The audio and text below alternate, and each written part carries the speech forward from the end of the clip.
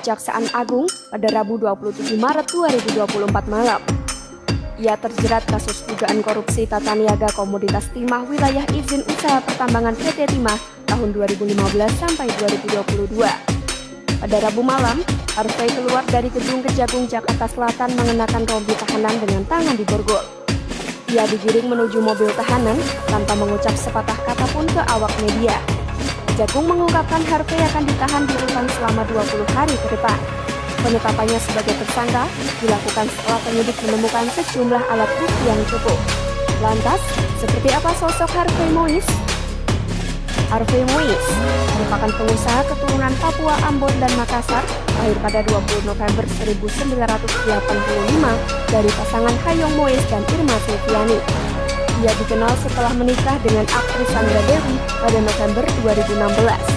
Keduanya menjadi sorotan publik lantaran menyelenggarakan resepsi pernikahan di Disneyland Tokyo, Jepang. Harvey juga merupakan seorang pengusaha batubara yang disebut-sebut menguasai tambang batubara di Bangka Belitung, kampung halaman sang istri. Salah satu perusahaannya yakni PT Multi Harapan Utama, di mana ia menjabat sebagai presiden komisaris. Harvey juga disebut-sebut memiliki saham di 5 perusahaan batubara, yakni PT Revin Bangkatin, merugikan negara 271 triliun. Masih bungkam usai Harvey Mois ditangkap. Sandra Dewi dikatakan bisa berpotensi menjadi tersangka pasca sang suami ikut terlibat kasus dugaan korupsi timah yang merugikan negara 271 triliun. Kabar mengejutkan datang dari Sandra Dewi usai mendadak sang suami Harvey Mois terseret dalam kasus dugaan korupsi tambang timah ilegal. Kejaksaan Agung bahkan telah menetapkan Harvey sebagai tersangka dan melakukan penahanan selama 20 hari ke depan. Setelah dilakukan pemeriksaan penggalian lebih dari 170 juta hektar.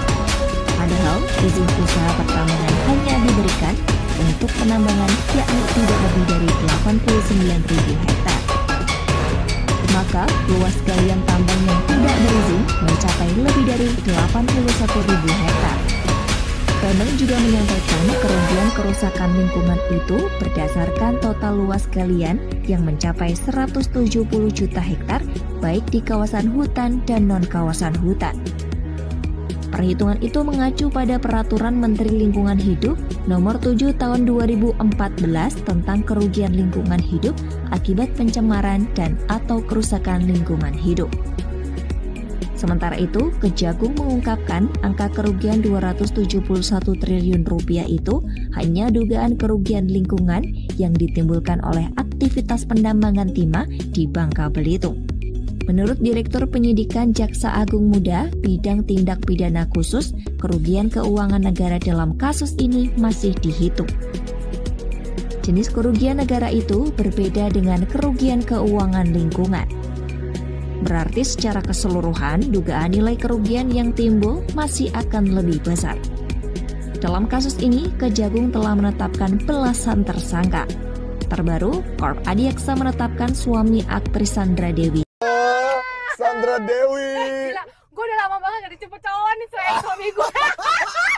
Gila, lu kan sekarang nih ya, gila akhir-akhir ini ngelihat lu beritanya viral kemana-mana. Sebenarnya gue belum pernah sebelumnya. Tapi everybody loves you, man. Masa Tiba-tiba sih? di tengah-tengah kerumitan dunia sosial media yang banyak negatif dan lain sebagainya, here comes a breath of fresh air. Gimana ya, gue merasa di dalam diri gue tuh kan gak ada news yang gimana-gimana. Right. Hidup gue kan biasa aja, maksudnya nggak ada berita apa-apa juga. Badan juga belum balik, belum pede juga kan, maksudnya. Logam mulia dengan total berat 1062 gram. Kemudian uang tunai senilai 76 miliar 1.547.300 dolar Amerika Serikat, setara 24 miliar dan 411.400 dolar Singapura atau 4,7 miliar atas upaya yang dilakukan Kejagung atas penyitaan harta hasil korupsi suami Sandra Dewi. Kini aktris tersebut terancam angkat kaki dari rumahnya tersebut. Harvey Mois sendiri belum bisa dijenguk keluarganya karena masih dalam proses